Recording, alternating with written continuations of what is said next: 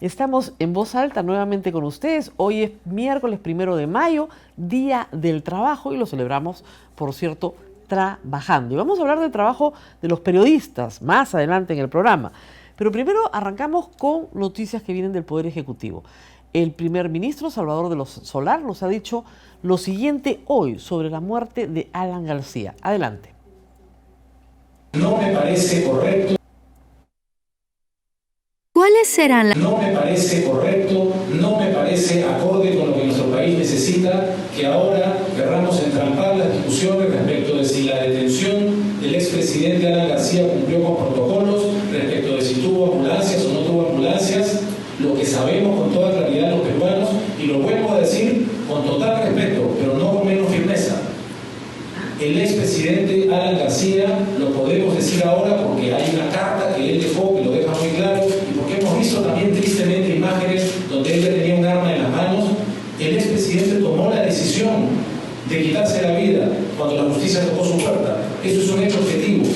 No distraigamos a la opinión pública y no distraigamos el trabajo de la justicia y del propio Ejecutivo.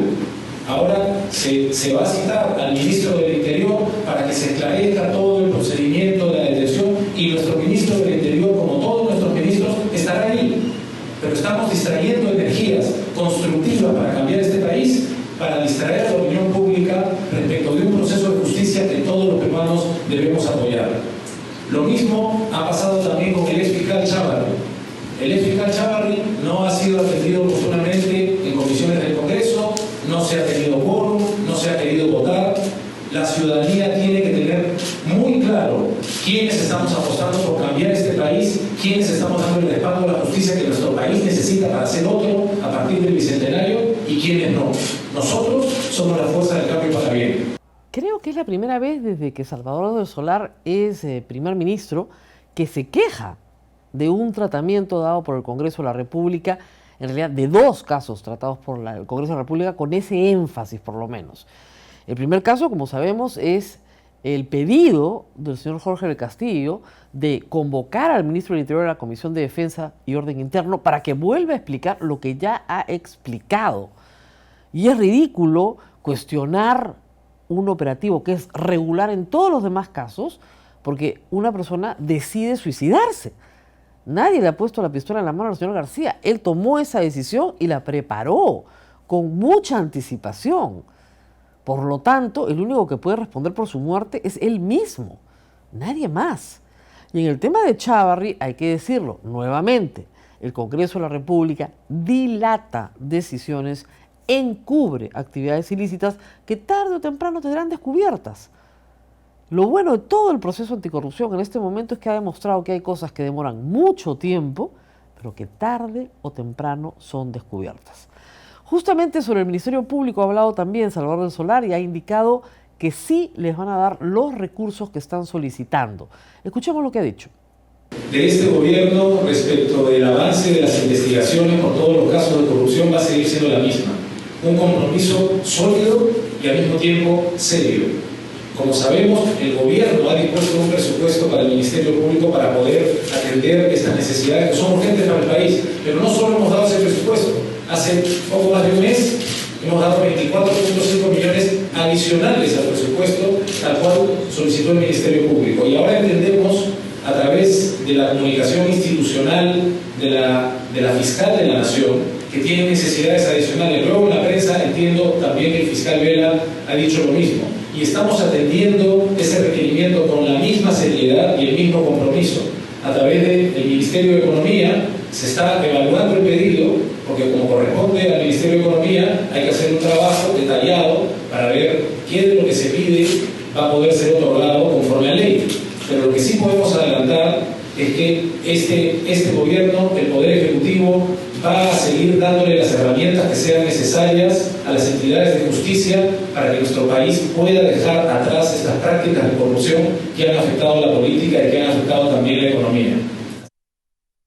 Esto es lo que ha dicho el ministro Salvador del Solar, pero hay que añadir algo más. Creo que el problema más grave que tiene la Fiscalía hoy, la Fiscalía Anticorrupción, el equipo especial Lavallato, es la falta de personal. Esa es la queja mayor. Crear nuevas plazas en el Estado peruano es muy difícil, Se puede contratar, por cierto, pero recuerden ustedes que uno de los actos de amedrentamiento del fiscal Chávarri el año pasado fue despedir personal CAS asignado a José Domingo Pérez. Así que lo que necesitan es dinero para contratar personal y también para contratar peritos. Lo que viene ahora es un trabajo de peritaje muy duro, porque lo que tiene que hacer la Fiscalía es comprobar los actos de ocultamiento de bienes obtenidos en lavado de activos, para identificar finalmente los bienes que se han transformado. Es decir, el lavado de activos es un delito que tiene como una de sus características la transformación. A mí me dan dinero, lo convierto en una casa. A mí me dan dinero, la convierto en una empresa. Entonces, esos actos de transformación requieren peritajes muy minuciosos para probar ante el juez que los bienes que se van a perseguir provienen originalmente de un acto de lavado de activos. Entonces, eso implica peritajes financieros, contables, contar con abogados especializados, gente que trabaje especializadamente en esta materia. Y la Fiscalía tiene efectivamente estas ayudas, pero no en los niveles que tiene que tener. Creo que este es un caso muy grande que abarca mucho dinero, que tiene mucho trabajo internacional también de persecución de dineros internacionales y necesitan personal. Eso es lo que ha pedido el fiscal Vela y esperemos que el ministro Salvador de Solar entienda que esas son las necesidades del Ministerio Público y se procure no solamente dinero, sino las autorizaciones necesarias para que se pueda contar con ese personal. Hay que decir también, cambiando de tema, que anoche ya tenemos imágenes de Miguel Atala llegando a su 36 domicilio meses de arresto para domiciliario variar su condición Poder Judicial de tras detención. acogerse a la figura Como de la ustedes saben, confesión Miguel sincera Atala en el fue marco del caso solicitado por el juez, por la Fiscalía, primero una orden de detención por 36 meses. La Fiscalía varió su solicitud debido a la colaboración, a la confesión sincera del señor Atala. Por lo tanto, fue trasladado a su domicilio anoche. Su hijo salió en libertad y el señor Nava sí fue conducido a una detención de 36 meses. Así que esa es la situación. El hijo del señor Nava tiene como fecha de retorno al Perú el próximo 7 de mayo y también tendrá en ese momento por el momento, beneficio de comparecencia restringida. Muy bien. Y hoy día hemos tenido también noticias del partido aprista. Cuando les han preguntado a los apristas qué cosa es la fuerza de choque, el señor Jorge del Castillo ha lanzado este tuit, un tuit muy interesante. Dice, en el APRA no hay fuerza de choque. Lo que hay es, 2 puntos, agárrense, comedor popular, academia preuniversitaria, clínica dental, consultorios gratuitos médicos y jurídicos, escuela de oratoria, computación, farmacia del pueblo, Universidad Popular González Prada, Club Chap, cultura, deportes. Esa es la definición de Jorge del Castillo de lo que hay en el APRA. Y yo me quedé impresionada porque la verdad es que parece una ONG, ¿no es cierto?, de auxilios mutuos que por ahí tendrán alguna aspiración política. ¿Qué cosa es eso? ¿Esa es la definición de un partido político? ¿De verdad? ¿En serio? Ese tuit realmente define la decadencia del partido aprista. Porque si eso es lo que es el APRA, vamos, como dice el dicho, ¿qué les parece? Es un desastre. Eso no es un partido político. Esa es una asociación gremial, tal vez, que da beneficios a sus asociados. Pero no veo por dónde eso pueda parecerse ni lejanamente a lo que debe ser un partido político. Si ustedes me dijeran que hay una escuela de cuadros, ¿no? No sé, la masa aprista constituye el partido, algo. Pero, no sé, gastronomía, cosmetología, qué sé yo, fotocopias, pollo broster, bar, ¿qué más ofrece el partido aprista? Y sí hay fuerzas disciplinarias que siempre las subieron. Siempre la subieron. Muy bien, ahora viene una muy buena noticia, pero el ministro de Economía, Carlos Oliva, la da como si les diera el pésame a los pensionistas. Miren ustedes el tono de dar una buena noticia. Veamos. Los detalles del reajuste son los siguientes. La pensión de 415 soles que es, como ustedes saben, el piso que tiene este régimen. Se le está haciendo un reajuste de 85 soles para llevarlo a 500 soles. Este va a ser, digamos, el nuevo piso del régimen del decreto ley 19.990, 500 soles, con un aumento de 85 soles. Después, al resto de pensionistas se le está haciendo también un aumento de manera proporcional hasta llegar a los que tienen la pensión más alta, que son 857 soles. A ellos se les está aumentando 35 soles. Entonces, la pensión más alta va a pasar de 857.36 a 893 soles. Entonces, todos los que están entre este piso que les he mencionado y este máximo también van a tener un aumento que va a ser proporcional, ¿no? Empieza en los 85 soles para los que tienen las pensiones más bajas y llegan hasta los 35 soles a los que tienen las pensiones más altas. Adicionalmente, también se están aumentando las pensiones de viudez, orfandad y ascendencia. En este caso se trata de un reajuste plano de 35 soles para todos estos grupos.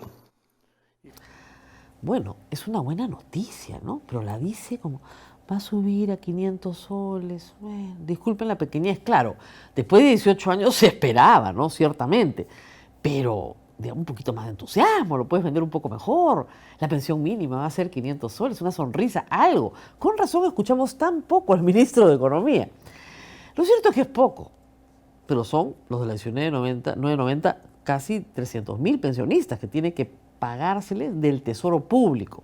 Entonces, todo aumento es significativo en el presupuesto nacional y son aumentos permanentes que acompañan a los pensionistas por el resto de sus vidas. Así que todo aumento, aunque sea pequeño, es, reitero, significativo en el presupuesto nacional. Pero se tiene que dar la noticia con un poco más de entusiasmo, la verdad. Ha sido un poco triste. Para la gente que gana, digamos, durante casi toda su vida sueldo mínimo, una pensión de 500 soles es la mitad de su remuneración, pero si ya está jubilada puede no ser un cambio significativo. Pero para aquellas personas que han ganado bastante más, la ONP no ofrece un sistema atractivo en este momento, sino ciertamente el sistema atractivo te lo ofrece la AFP, por una razón adicional, en realidad por dos. La primera es que en el sistema de la ONP tienes que aportar 20 años. Si aportas 19 y 6 meses, lo pierdes todo. Y además, porque en el sistema de la AFP, cuando te jubilas a los 65 años, te puedes llevar tu fondo completo. En la ONP no hay ningún fondo. Es una sopa grande de la que todos tienen una cucharita y toman algo. No hay cuentas de individualización particular.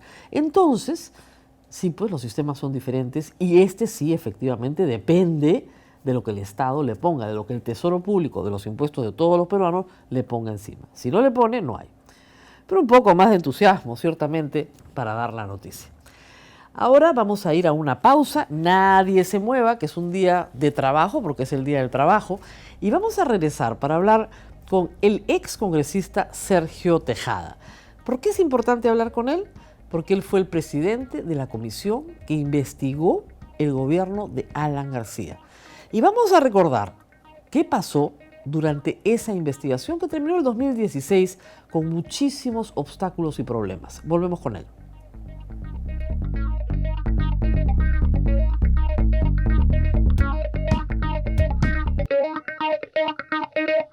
Y bueno, estamos nuevamente de regreso, esta vez con el ex congresista Sergio Tejada.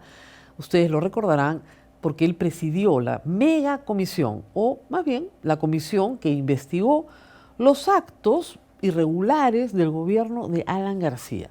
Y tuvo varios informes y abarcó muchos temas.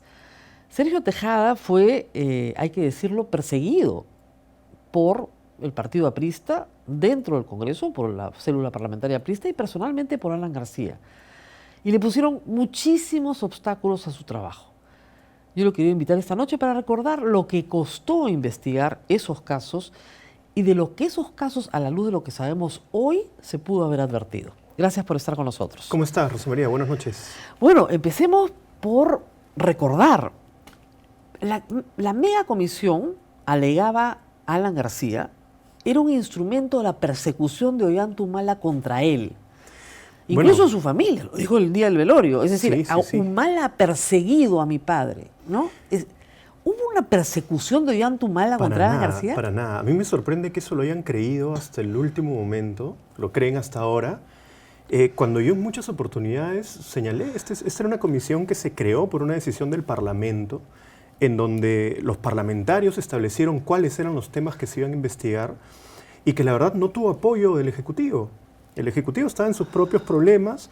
Tengo la impresión que no le interesaba mucho la confrontación con García Pérez, le trajo también costos. Recuerda que García inventa la reelección conyugal, una serie de ataques al gobierno. Mientras nosotros teníamos una comisión multipartidaria con representantes de 4 partidos que íbamos investigando como podíamos. No fue ninguna persecución, además era parte o es parte de una práctica democrática porque todos los nuevos parlamentos investigan normalmente al gobierno anterior. Ya se ha convertido en algo recurrente, ¿no? Entonces yo creo que fue un espacio para indagar saludable porque además había una serie de indicios de que se habían cometido actos de corrupción durante ese gobierno. Sin embargo, Alan García utilizó varias herramientas para evitar la investigación. Es decir, sí se llegó a presentar ante la comisión, pero luego metió una acción de amparo para anular su propio testimonio. Exacto, fue 3 veces. Y en la segunda vez, que habló ya de los narcoindultos y habló también de las conferencias y su patrimonio, declaró, ¿no?, que él no se defendía con amparos ni llantos. Lo dijo literalmente. Y al poco tiempo presenta una acción de amparo y pide anular todas sus declaraciones. Entonces uno podría pensar, bueno, quiere anular las declaraciones, pero el objetivo finalmente es que tú no puedas tomar ninguna decisión, no lo puedas acusar de nada porque él no ha dado sus descargos, porque sus declaraciones no valen. Ahora, en ese momento hay que decir que sí tenía control sobre el Poder Judicial. Bastante. Porque fue amparado. Bueno, y la Fiscalía de la Nación también. Exactamente. Es en esa época en la que él solicita a Edmundo Peláez Bardales que lo investigue por enriquecimiento ilícito voluntariamente. Sí. Yo creo que es 2013. Así es. Que él se revela, no sé a través de quién, la casa que había comprado por $830,000. Así es. Y empieza a hablar de sus conferencias, de sus ingresos. Y él dice, yo le pido a la Fiscalía que me investigue, presenta sus papeles. La Fiscalía le investiga, archivan todo. Y nos enteramos al poco tiempo que se había entregado el trabajo a 2 peritos. Y uno de ellos, de apellido Mori, era priista, con carnet y todo. Es una cosa increíble. Pero aún así, Peláez dijo, no, esto se archiva, no hay nada que hacer, ¿no? Y eran las cuentas realmente de Gran Capitán, porque yo las he escuchado y las he leído. O sea, si uno analizaba esas cuentas, alcanzaba, sí, para comprar una casa, sí, claro que sí, y para su remodelación, porque además imputaba un crédito hipotecario, pero no alcanzaba para nada más. Sí, es cierto. Además, no alcanzaba para comer. El papel de la Fiscalía no debía haber sido solamente, muy bien, esto es un ingreso, esto es otro ingreso, sino a ver si esos ingresos eran lícitos. Que se probó después que esos $100,000 de Odebrecht no correspondían realmente a un trabajo pactado en esos términos. Sí, ¿no? Y en ese documento que él presenta ante la Fiscalía, donde él debía decir la verdad, no menciona a Odebrecht. No. Menciona que era una conferencia pagada por la Fiesp y hoy sabemos que no era así. ¿Qué pasa con las otras conferencias? Conferencias que dictó con Abengoa, con Endesa, con empresas que habían ganado contratos durante su gobierno. A la Fiscalía no le importó. Dijo, bueno, García me dice que ganó 3 millones tanto y ganó 3 millones tanto. No hay nada que discutir. No hay nada que discutir. Las casas vale tanto, listo. Así es. Yo recuerdo además, entre otros instrumentos utilizados por Alan García y su entorno, recuerdo que una de las últimas entrevistas que yo hice en Señal Abierta fue justamente a usted, y justamente discutíamos un asunto que fue terrible, porque se metieron con su familia, con personas inocentes, para desprestigiarlo. Básicamente el interés era desprestigiarlo a usted, aunque claro, le hacen daño a menores de edad. Claro, finalmente a mí no, digamos, porque las cuestiones estaban claras, pero sí le hicieron mucho daño a personas que no tenían nada que ver. Y lo más terrible es que ni siquiera fue a través de intermediarios, ¿no? Fue el propio García Pérez que en un programa de televisión soltó la volada y después todo su ejército de trolls y no sé cómo decirle, empezaron a difundir. Y también hay que decirlo, en esa época Alan García tenía mucho control sobre la prensa. O sea, no solamente tenía control sobre el Poder Judicial, sino sobre la prensa. Si a él no le gustaba un periodista, el periodista salía del aire. Sí. Nosotros tomamos una foto aérea de su casa, justamente la casa de la controversia, y no le gustó nada. Entonces, es evidente que si controlaba el Poder Judicial y podía controlar algo de la prensa, entonces se sentía lo suficientemente seguro como para desafiar a la comisión. Sí, efectivamente. Entonces, ¿ustedes no pudieron ver en ese momento el papel que Odebrecht tenía o sí lo llegaron a ver? No, el tema con Odebrecht es que la comisión termina en enero de 2014. El escándalo de Odebrecht está ahí en Brasil a lo largo de todo 2014. Así es. Por eso es que después se crea otra comisión específica a cargo de Juan Pari. Pero nosotros sí encontramos algunos elementos. Tenemos varios informes, el informe de casos complementarios, donde está todo el proceso de donación del Cristo del Pacífico. Claro. Bastante curioso, que hasta ahora no se aborda. ¿Qué había ahí? Mira, García señaló en la comisión que él había coordinado con el Grupo Brasil. Así es. Y bueno, resulta que no era cierto, era el Grupo Odebrecht, ¿no? Ya. Y que era una donación que ellos habían hecho en un patronato, en fin, no había nada irregular. Pero me parece, viéndolo ahora, que efectivamente él quería beneficiarse de una donación que supuestamente le hacía al país, ¿no? Un Cristo que él ponía, y se beneficiaba a través, pues, de una donación de Odebrecht, la empresa que había ganado una serie de contratos. Él decía que él mismo había puesto de su plata para este Cristo. Nosotros identificamos que sí había un retiro de una de sus cuentas de alrededor de $25.000. Ese habría sido el aporte que hizo, ¿no? Pero esto costó muchísimo más. No, ciertamente. Y además fue íntegramente donado por Odebrecht. Íntegramente. Íntegramente. O sea, ahí no había el Grupo Brasil, ni había varias empresas, nada, era Odebrecht. Sí. Pero además también encontramos las relaciones de Luis Nava con Odebrecht a través de Transportes Don Reina. Ustedes fueron los primeros en dar ese talán de decir, ¿por qué los hijos de Nava tienen contratos con Odebrecht por esta magnitud? Así es. El tema de Transportes Don Reina, sí estuvo ahí Daniel Llovera, IDL Reporteros, que hicieron muy buenos reportajes. Nosotros lo incorporamos en los informes, pero el tema del estudio, por ejemplo, era absolutamente nuevo, ¿no? Nosotros identificamos que el estudio Nava y Huesa tenía contratos con Odebrecht, con Petrobras, con una serie de empresas que habían contratado con el Estado, y que sus clientes y sus ingresos crecían enormemente durante el gobierno de García. Y todo eso está señalado en los informes. Hoy podríamos, digamos, una hipótesis de trabajo de la Fiscalía, decir que parte de los ingresos de Transporte Don Reina y tal vez parte de los ingresos del estudio Nava, en realidad eran una sobrefacturación para el ocultamiento de ingresos ilícitos que recibían en efectivo. Podría ser. Podría ser, como hipótesis. Yo tengo la idea de que lo que pagaba Barata, lo que ha revelado, los 4 millones, los 3 millones más el 1.300.000 a través de Atala, eran para García, ¿no? De acuerdo a la declaración de Atala, y el resto eran favores que se hacían hacia las empresas cercanas a Luis Nava, porque él también tenía que beneficiarse de algo. Porque cuando nosotros evaluamos si había un incremento patrimonial o un enriquecimiento ilícito de Nava, parecía que sí había, pero nosotros determinamos que era 300.000, una cosa muy baja. Ahí no estaban los 4 millones. ¿Dónde estaban? O sea, los 4 millones no entran al patrimonio de Nava, ¿no? Claramente no eran para él. Por lo menos no formalmente. Podría haber cavado un hueco en el jardín y guardarlos ahí. Sí, podría ser. Claro, pero digamos, no hay inmuebles. Yo sospecho es que esos 4 millones no fueron para él, pues, ¿no? Eran para otro. De la investigación que ustedes hicieron, porque claro, sí, ustedes llegaron a investigar su patrimonio y no habían adquisiciones de inmuebles, no habían gastos de tarjetas de crédito, retiros bancarios. Habían algunos aspectos que sí nos llamaron la atención, tanto de Luis Nava como de los hijos. Ya. Todo está ahí señalado, que sí daba cuenta, pues, de un posible enriquecimiento. Ya. Pero no en esa magnitud. Claro, $300.000 no es lo mismo que 3 millones de dólares. Claro, claro. Igual te da una pista de que está... Sí, por supuesto. Y mira qué curioso que en el informe de enriquecimiento ilícito, García encabeza, decimos que no hay movimientos irregulares en sus cuentas personales, es evidente. Es evidente. Y el segundo es nada. O sea, ya estábamos intuyendo que él era, pues, la persona de mayor confianza de García y quien pudo haberle manejado dineros ilícitos.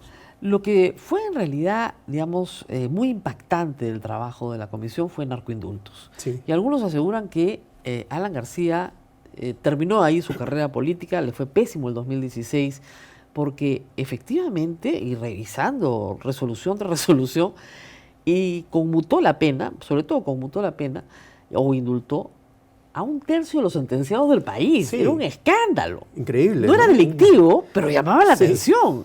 Pero bueno, un país donde hay separación de poderes, donde el Ejecutivo tiene que respetar las sentencias del Poder Judicial, cuestionaba un tercio. Un tercio de la sentencia, pero ese es un caso único en el mundo, ¿no? El Poder Judicial dice que tú eres culpable. Bueno, yo digo que no tanto, te bajo. Claro. Y 8, sal libre. 4. Cuatro. Él cambiaba los años de pena. Increíble. Uno Imagínate por uno. todo el trabajo de la policía en la investigación, de la Fiscalía en todas sus etapas. Claro, un juicio. Del Poder Judicial, el juicio, para determinar que hubo un delito, por ejemplo, tráfico ilícito de drogas en su forma agravada, te ponen 15 años y el presidente dice, no, yo te bajo a 6. Claro, ya cumpliste Increíble. 4, puedes salir con 2 tercios de tu pena. Entonces, claro, una cosa... Y fueron 3.207 las personas conmutadas por tráfico ilícito de drogas. Eso fue lo más escandaloso. Ahora, tremendo. Sí se pudo probar que había un tráfico, ¿no es cierto?, de pago por algunos indultos, sobre todo en el caso de Chinguel, Sí. pero en realidad, Facundo Chinguel, pero en realidad nunca se pudo probar que de ahí llegara dinero a García, ¿no? No, era imposible. Bueno, Claro. Facundo Chinguel tenía que haber hablado, en todo caso, pero no lo hizo. No lo hizo. lo va a hacer. Pero hubo muchas cosas también llamativas en ese caso. Peláez Bardales, el fiscal de la Nación, no quiso incorporar a García Pérez. No. Se lo pedimos nosotros, se lo pidió el procurador anticorrupción, se lo pidió el fiscal del caso y dijo no. Después hubo una sentencia por asociación ilícita que le daba 14 años a Miguel Facundo Chinguel porque se había determinado que habían una serie de personas... Así es, había una red ahí. Clarísimo. Iban a los penales, promovían, había una serie de procedimientos. Y en una segunda instancia dicen que no había asociación ilícita, que no había nada, que Facundo Chinguel solamente había cobrado una vez. Entonces le dan 9 años. Ya. Se reduce la Era pena banda y de salen A1. todos libres. Claro. La banda de A1. Claro, organización criminal de A1. Él solito Imposible. jugaba. Claro, es imposible. Es, para mí una resolución absolutamente cuestionable, ¿no? Que le da una ayuda, probablemente pues por haber guardado silencio, ¿no? Claro, y hubieron casos de indultos notorios, ¿no es cierto? El indulto Sí. Crucillat, que lo tuvieron que revertir, Así o el es. indulto al señor Espinosa, que era militante aprista, Sí. que estaba gravemente enfermo y que con la mano milagrosa de Alan García se curó. Hasta el día de hoy creo que está Hasta bien, el ¿no? día de hoy Qué goza, bueno. goza de salud, qué bien, pero sí, efectivamente, ese fue uno de los casos más llamativos. El otro fue Sí. el de colegios emblemáticos, Sí. en donde ustedes también encontraron no gran corrupción, en el sentido de los, digamos, de Claro. casos de Odebrecht, pero sí corrupción. ¿Qué pasó ahí? Sí, aquí también tuvimos un incidente con la Fiscalía. Nosotros empezamos a investigar y de pronto la Fiscalía abre su investigación y al poquito tiempo la archiva. Nosotros ni siquiera habíamos terminado nuestro informe, ni siquiera lo habíamos presentado al Pleno. La Fiscalía no sabía qué estábamos investigando y lo archivó. Y eso quedó ahí, ¿no? Así es. Entonces, Ahora, esa también era una práctica. habiendo terminado el trabajo el 2014 y habiendo terminado el Congreso el 2016, algunos de los informes nunca fueron ni siquiera debatidos en el Pleno, 8 fueron aprobados, 1 se quedó sin ser debatido. que era Sí. el de los casos el de- complementarios, No, el de decretos de urgencia. que era muy importante. Era muy importante. Muy importante. Era uno de los informes de repente un poquito más complicados porque abordaba de una manera técnica muchas leyes, normas, decretos. Bueno, ahí están los decretos de urgencia Y del s- Metro de Lima. Sí, y se dejó para el final y nunca llegó el tiempo porque era una batalla poner un informe en el Pleno, ¿no? Así es. Era pelear contra todo el mundo. Ahora, esos informes se aprobaban y no terminaban necesariamente en el Ministerio Público conduciendo a una investigación. Sí, solamente en algunos casos. En el caso de narcoindultos, como hemos comentado, ha habido sentencia. Se abrió una investigación después por Sedapal, no conozco el estado en el que está. Hay una investigación también por la planta de tratamiento de Huachipa, donde fui citado en una oportunidad. Se abrió nuevamente la investigación por enriquecimiento ilícito. Me parece que Pablo Sánchez pidió que se reabra porque Así no es. se había hecho de una manera adecuada. Y no conozco si habrá otro caso abierto. Muchos se archivaron, denuncias constitucionales no se tramitaron, lamentablemente, pero yo siento que igual lo que encontramos ha servido de insumo. Sirvió de insumo para la Comisión Pari, sirvió de insumo para lo que se está investigando ahora en Lavajato. Yo he sido citado en 2 oportunidades ya por la Fiscalía para declarar también el caso del Metro de Lima. Ahora, la Comisión Lavajato, francamente, un desastre, ¿no? Bueno, hay 2, ¿no? La que se investigó. No la de Pari, me Sí. refiero a la de Rosa Bartra. Sí, yo creo que sí, efectivamente. Usted ha ¿no? investigado y sabe perfectamente que era imposible que exoneraran a Alan Era García. imposible. Mira, Barata ya lo ha dicho, él era su amigo, los demás no. Incluso en el caso de Ollanta dice, no me simpatizaba, yo no estaba de acuerdo, ¿no? Claro. Aquí fue el PT que me dijo. Pero en el caso de García eran amigos y era evidente, No, había además, demasiados elementos. En el caso de Humala, hasta ahora, lo que tenemos son donaciones de campaña, Sí. pero no han confesado ninguna coima. Sí, yo he estado también Yo estaba esperando la coima, pero no- atento a eso, ¿no? Sí. Porque se habla mucho del gasoducto, Claro. Parece que ha habido irregularidades, no lo sé. Pero Barata lo niega totalmente. Dice, yo no he pagado coimas. O sea, ahí ha sido un aporte de campaña y que me lo pidió el PT. Yo no quería, incluso dice él. Claro. Y bueno, dice que le ha dado a Lourdes Flores, a Susana A todos. Villarán, a todos. Pero hay 2 casos de coima, donde dicen, a cambio de esta hora yo te doy plata a ti. Y ese es el caso del Metro de Lima, que involucra a García, interoceánica, y que involucra también a Toledo, ¿no? Esos son los 2 grandes casos de coima. Bueno, y lo de Susana Villarán, que era para la campaña, pero sí, que... es un aporte de campaña que adquiere otra dimensión por lo que era por la línea alcaldesa. Claro, por la línea del tiempo, además. Bueno, muchísimas gracias, pero antes de irse, ¿se siente de alguna forma aliviado, reconfortado? Sí, no, yo creo que conocer estos hechos... O sea, cuando ya escuchó a Tala. Sí, ya escuchamos a Tala. Mira, muchísima gente, tú lo sabes, periodistas, gente que estaba investigando en el Parlamento, en diferentes espacios, sabíamos, intuíamos al menos cómo se manejaban las cosas y no había manera de probarlo, ¿no? Hoy se está empezando a probar y eso es un alivio y es en bien de toda la ciudadanía, de toda la sociedad que tiene derecho a conocer la verdad, ¿no? Usted se quedó sin trabajo cuando terminó su mandato como congresista. Mira, tuve muchísimas dificultades. La gente tenía temor de contratarme por las represalias por Alan García. del APRA, sí, increíble. Ahora la situación ya desde hace poco más de un año está bastante mejor, por suerte. Sí hay fuerzas de Pero choque en el APRA. hemos sido atacados. En un evento en el Hotel Riviera nos quisieron golpear, hubo un conato de pelea, yo tuve que salir en un cordón policial. Han habido varios intentos de agresión, mensajes anónimos, en fin, no van a decir que no existe nadie que amedrente. O sea que amenace. Atala sí tiene razón en temer. Sí tiene razón, definitivamente, tienen que protegerlo. Muy bien, muchísimas gracias por haber estado con nosotros. Vamos a ir a una pausa, no se muevan, vamos a regresar para hablar con 2 periodistas. Una muy preocupada por la libertad de expresión y el asesinato a periodistas en el mundo. Otro, el hombre que investigó a Lava Jato en Brasil. Volvemos con ellos.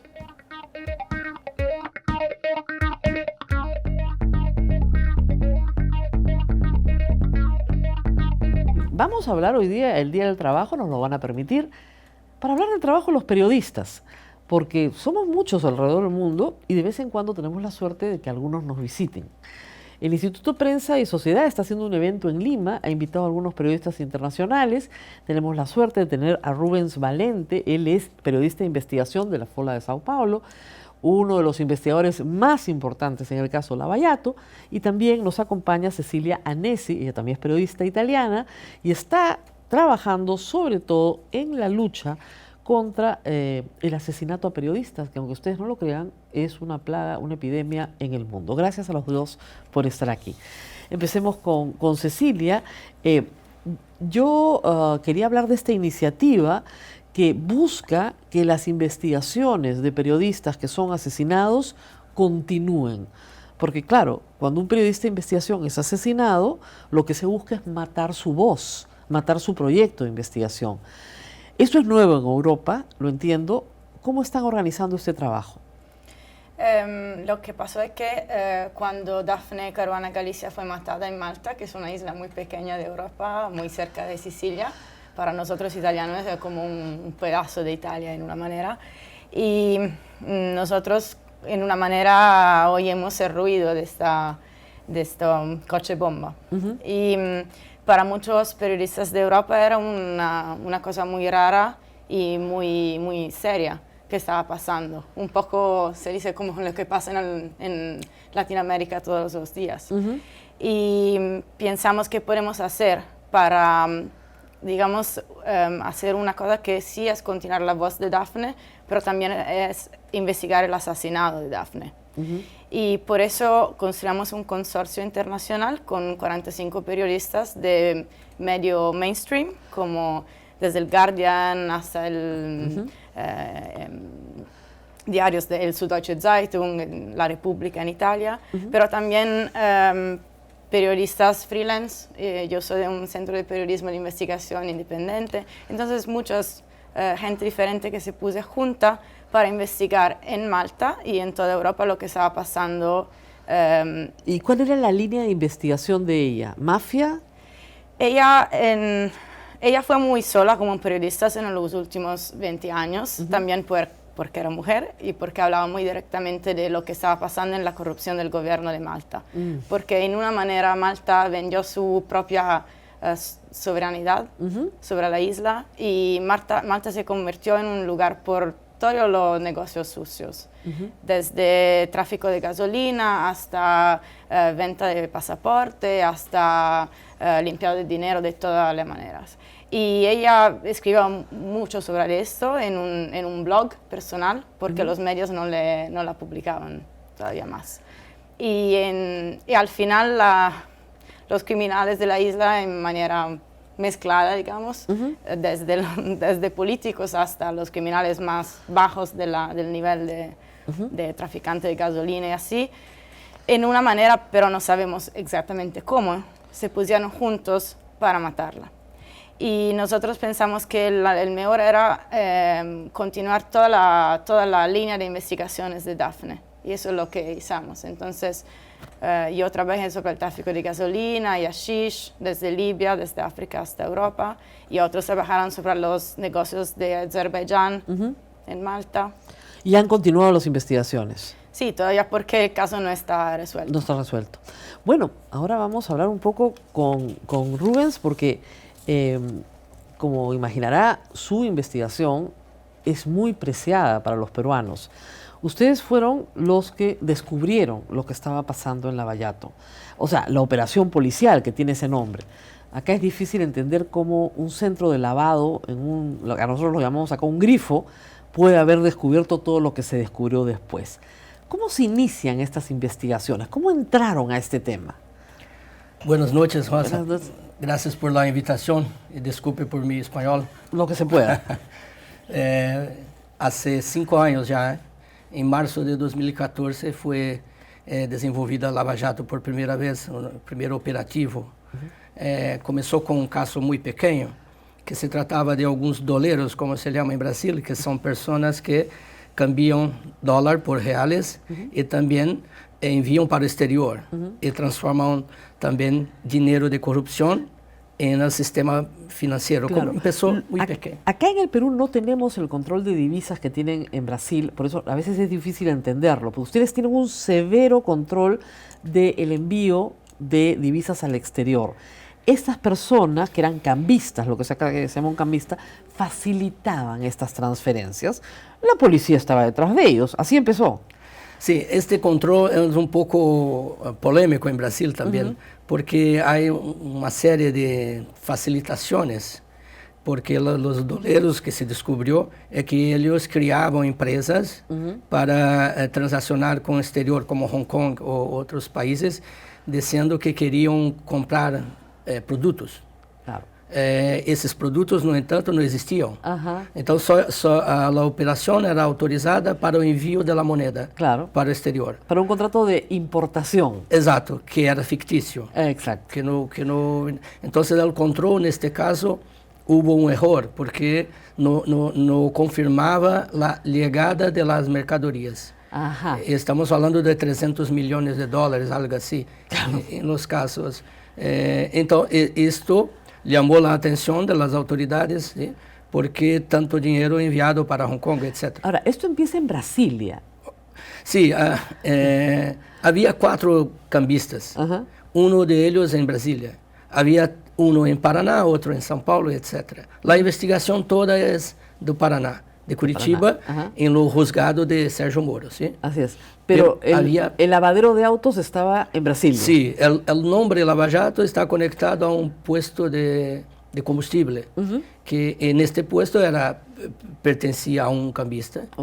Y entonces se detectó que había entregas de malotes de dinero en este puesto. ¿Ustedes pudieron, el 2014, prever las consecuencias que esto iba a tener? Lula preso, Temer preso, presidentes en toda Latinoamérica, Martinelli en Panamá, Toledo buscando extradición, en fin, o sea, Alan García suicidándose. Ustedes, es difícil para un periodista prever, pero era de esos casos que uno sabe que son buenos. ¿Qué tan bueno pensaron que iba a ser el caso? Creo que ninguém ha previsto, ni mesmo os investigadores. Há declarações posteriores de ellos, de los propios investigadores, dizendo isto, que não sabiam a magnitude e a amplitude. É muito fácil hoy decir que había un esquema de este tamaño, etc. Pero en la época no se sabía. Yo como periodista hace 30 años cobrindo estas cosas nunca había oído este sistema. Sabíamos, poderíamos imaginar que había un sistema de corrupción en Petrobras, esto claro. sí, pero con estos detalles de esta dimensión no se sabía. Ahora, ¿cuál fue la relación entre las autoridades y prensa, fiscalía, jueces y prensa? Porque esa es nuestra fuente de trabajo normalmente y a veces está muy cerrada. ¿Cómo lograron romper esa fuerza y entender que sí podían trabajar juntos? Ok. Tudo empieza en este caso con una decisión de Sérgio Moro. Sérgio Moro decide tornar público todo. ¿Cómo? Todo posible. Todos. Había casos en sigilo, hasta ahora, sigilo, secretos. Pero cuando esses casos saíam en las calles, cuando los equipos salían en las calles, Moro decidiu colocar em um sítio na internet que era da Justiça Federal de Paraná. Ah. Este sítio não foi criado por Moro, é anterior a Moro, pero era pouco utilizado, Ajá. pouco usado, um sistema de divulgação. Claro. Este está conectado em cada processo, não é um sistema para a prensa, Claro. é para todos os cidadãos, né? Está aberto. ¿Ya? Então, ele disse várias vezes que houve esta decisão de tornar público porque ele entendeu que haveria uma pressão política muito grande. Então, ele entendeu que a prensa poderia ser um canal, um importante diálogo com a sociedade. Isto é muito criticado hoje. Nós sabemos Claro. de todas as críticas, né, que estão... Pero es necesario. Porque se le acusa a la prensa de haber tomado partido, Sí. de no haber sido imparcial y de haber promovido en algunos casos persecuciones políticas. ¿Es cierta esta crítica? ¿Cómo podemos autocriticarnos después de los hechos? Este caso es el mayor caso de corrupción en Brasil. Y en Perú también. En Perú también. Entonces, es muy, creo que es comprensible la atención dedicada a esto. Entonces, la prensa ha cumplido su papel de divulgar. Obviamente que algunos perseguidos por este grupo, por Lava Jato, empezó una discusión sobre esto diciendo que son víctimas de la prensa o que hay un conluyo, hay una parcería ilícita, etcétera, etcétera, etcétera. Yo entiendo que no había mucha alternativa para la prensa. La única alternativa sería esconder los casos, Claro. lo que la sociedad no podría admitir esto. Ahora, en Brasil la delación premiada ha funcionado bien. Cuando Marcelo Odebrecht es metido a la cárcel, insistían en el Perú en que era inocente. Durante meses dijeron que no había pagado ningún soborno. O sea, se resistieron muchos meses, pero al final cedieron. ¿Cómo funcionó esto? O sea, ¿qué papel jugó la prensa en que finalmente cedieran y contaran la verdad? La prensa tuvo un papel pequeño en este caso de las delaciones. Lo que pasó es que los tribunales de apelación empezaron a mudar su entendimiento. Hasta Lava Jato había una cierta impunidad en estas cortes de apelación. Sí, la operación Castillo de Arena, por ejemplo, se cae, y esa era una operación importante para el Perú, porque ahí había una coima consignada para Alejandro Toledo. Entonces, para nosotros era y se cae. Sí. Y sin embargo, el Lava Jato ya no se cae. ¿Qué cambia entonces? Yo creo que cambia los tribunales. ¿Pero por presión popular? ¿Por un público más informado? Creo que un conjunto de situaciones, en especial la cantidad de pruebas también, que era un caso que era avasallador. Y de repente los jueces de los tribunales empezaron a sufrir también presión de la opinión pública, que quería que esto se pasase diferente de otros casos. Este caso de Castillo de Arena fue anulado porque dicen que surgió de una denuncia anónima. No es correcto esto, pero fue el entendimiento del tribunal en la época. Claro, por una cuestión. Claro, se fueron por un tecnicismo en vez de buscar la verdad. Sí, un tecnicismo perfecto. Exacto, y no buscaron la verdad. Y claro, fue frustrante para todos los que estaban cubriendo el caso. Luchar contra la corrupción en Brasil ha sido muy frustrante para un periodista que tiene 30 años. Ha visto mucho de esto y que no llega finalmente a que las personas sean juzgadas y castigadas. ¿Esto ha cambiado en Brasil para siempre con el Lava Jato? Creo que no para siempre. Es una lucha diaria, porque pelo que se percebe, ya está habiendo una serie de medidas do Supremo Tribunal Federal que coloca em risco o Lava Jato. ¿Sí? Sí, várias medidas recentes, como por exemplo considerar que determinados crímenes de corrupção são eleitorais. Así es. E está enviando para a Corte Eleitoral, onde a Corte Eleitoral não tem pessoas capazes, com tempo, com estrutura. Y no son penales. O sea, no son penales. Nosotros tenemos el mismo problema que ustedes con el lavado de activos. Es decir, las donaciones de campaña, que son parte del círculo de la corrupción, es decir, Petrobras paga el soborno se reparte entre los funcionarios de Petrobras, porque sale el mismo Petrobras la plata para el soborno, para los funcionarios, y también para el partido, para financiar campañas políticas. Sin embargo, para ustedes, la donación en campañas políticas no es delito. Y lo mismo pasaba en el Perú. Hay un problema muy grave con la tipificación del lavado de activos. ¿Eso se ha resuelto ya en Brasil? Hay un tipo penal eleitoral. Es extraño, mas es esto. Pero nosotros también tenemos como falta administrativa electoral, pero no penal. O sea, no va la gente a la cárcel por eso. Va por otras cosas, pero no por eso. En Brasil se puede decir. Yeah. Sí, es muy raro. Muy raro. Creo que hay pocos casos, no más que 10 en la historia. Es un tipo que es una fraude a su declaración. A la declaración. Sí, por fraude a la persona jurídica. Lo que pasa es que acá son tan informales. Ahora, Bolsonaro, no me puedo evitar, yo he estado siguiendo su Twitter, y tiene serios problemas con la libertad de prensa. No parece ser un hombre que le guste mucho que los periodistas anden husmeando en sus asuntos. Sí. ¿Cómo están manejando el problema de libertad de prensa hoy? Mucha preocupación. ¿No? Tenemos un presidente que no acepta la crítica fácilmente, que declara que toda investigación contra él es fake news. A ejemplo de Donald Trump, repite várias práticas nesse sentido. Sus seguidores estão ampliando estas críticas, esses ataques.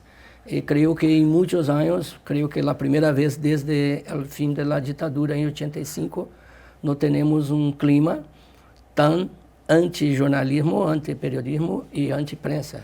Pero después de todo lo que han hecho por develar la corrupción, ¿la población no los apoya?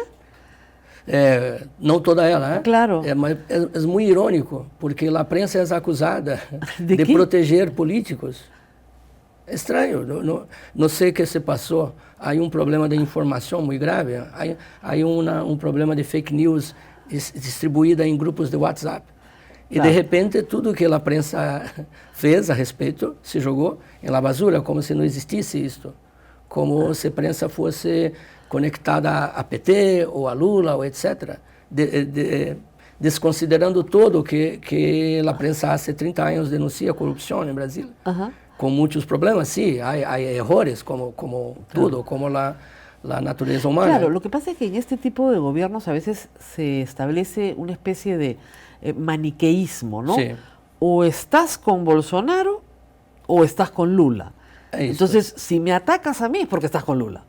Con lo cual es imposible trabajar así y no se admite crítica alguna. ¿Eso es lo que está pasando hoy? Exatamente isso. Uma sociedade dividida, uma época de grande polarização, que não és meu amigo, és meu inimigo. Exactamente. ¿Y esto cómo perjudica el trabajo de ustedes? ¿No hay acceso a fuentes? ¿Tienen problemas de seguridad, como los que nos han contado en Malta? ¿Qué tipo de problemas tienen hoy? Hasta ahora, seguridad no. Hay amenazas que no levamos mucho a serio. Claro. Yo no levo, yo no considero muy serias. Son xingamentos, ofensas, etc. Pero hay otros casos, ¿eh? Hay casos de periodistas, sí, amenazados, como una blogueira que es feminista, trabaja con temas feministas.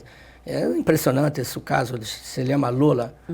Impresionante, es amenazada de muerte, había todo un grupo que quería matarla, etc, etc. Bom, e que a Polícia Federal ha investigado. Pero Folha é alvo de Bolsonaro. Bolsonaro disse que Folha acabou, que não existe mais, etc. Sim. E disse que as fake news, o pior fake news do Brasil é Folha. empezó ese discurso de Bueno, odio. eso ha hecho Trump con New York Sí, Times. sí, muy Y semejante. y le ha hecho un gran favor a New York Times porque le ha aumentado las ventas y la credibilidad. ¿También está pasando lo mismo con ustedes? Una parte de la sociedad empezó a apoyar Folha aumentando las asignaturas, incluso. Exacto. Sí, pero la decisión de Folha, la decisión de nosotros, que fue comunicada a nosotros, que no somos inimigos de Bolsonaro, no tenemos una agenda contra el Claro. gobierno. No queremos al peor de Brasil, sí, como periodistas, queremos lo mejor. Así. Y continuaremos trabajando como siempre hicimos. Ahora, el caso de Moro es un caso también emblemático porque era el gran hombre del caso Lavallato que termina entrando a la política. ¿Esto ha perjudicado su imagen? Mi opinión que sí, más de que su imagen, prejudicó la lucha contra la corrupción. ¿Sí? Porque sabemos que incluso colegas jueces no venían con buenos ojos lo que pasó. ¿Sí? Porque durante años estos políticos dijeron que Moro era político, que Moro tenía una agenda, que Moro tenía un objetivo político, y Moro nega. Y de repente no, de repente entra en la política. Esto fue un choque para sectores de justicia, fue un choque para parte de la prensa, creo que fue terrible para la lucha contra la corrupción, pero él tiene ainda apoyo, sí, de la población, sí. Claro. Y buena parte, creo que es el ministro más bien cotado del gobierno Bolsonaro. Entonces, que muestra de nuevo la división en Brasil. Bueno, me quedaría conversando con ustedes toda la noche. Gracias a Cecilia por su paciencia, porque te imaginará que el caso Lavallato acá en el Perú es muy importante. Gracias a Rubens por todo ese trabajo muy importante. Ese trabajo es la semilla del trabajo que se ha hecho acá y entiendo que ha habido mucha coordinación con los periodistas peruanos también. Hemos estado siguiendo esto paso a paso desde el principio. Así que muchísimas gracias. Sigan adelante con el buen trabajo y gracias por venir al Perú en el Día del Trabajo, además. Y nosotros, bueno, terminamos hoy y nos despedimos, pero mañana continuamos. Nosotros tenemos una semana normal, como cualquier otra. Nos vemos nuevamente en Voz Alta mañana.